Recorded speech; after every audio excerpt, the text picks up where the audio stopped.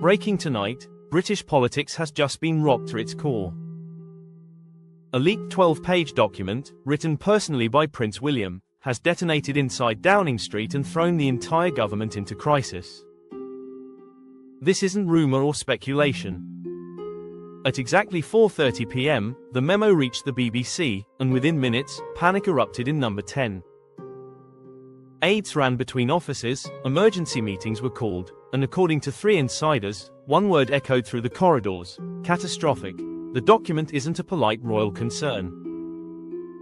It's an accusation, a direct charge that the Prime Minister has violated the British Constitution. Lawyers inside government have called it unanswerable. The memo was hand-delivered 2 days ago, and after reading it, the Prime Minister immediately called a 90-minute emergency session. But instead of addressing the Prince's arguments, the government's first move was to bury them. Legal teams began exploring ways to suppress coverage, even considering using national security laws to block journalists. The message from the Cabinet Office to civil servants was chilling: talk about this, and your career is over. Inside Whitehall, panic spread because this memo wasn't just a critique, it was an indictment. A senior official admitted, "We catastrophically underestimated him. We thought he was ceremonial. He's a constitutional heavyweight." The first charge: unlawful usurpation of royal prerogative. William accuses the Prime Minister of seizing powers that belong to the Crown, powers that have safeguarded Britain's democracy for centuries. His argument cites legal precedent going back to 1611, warning that stripping the monarchy of its prerogatives isn't reform, it's a constitutional coup. Legal experts have called the memo constitutional dynamite. The second charge: reckless disregard for the Commonwealth. William accuses the government of bypassing the 14 other nations that share the king as their sovereign. None were consulted before the proposed changes to the Crown's constitutional role, a move Australia called reckless and disrespectful. Diplomats from Canada to New Zealand are reportedly furious, and leaked Labour messages reveal some backbenchers mocking the outrage, calling it time they grew up and became republics. William warns this exposes the true goal, not modernisation, but dismantling the Commonwealth itself. The third charge: corruption of the civil service. William accuses the government of coercing civil servants to defend legislation they know is unconstitutional.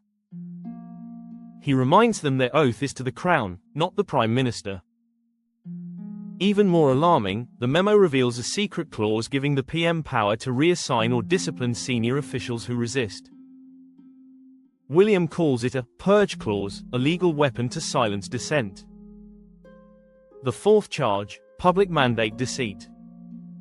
William points out that Labour's election manifesto never mentioned constitutional reform.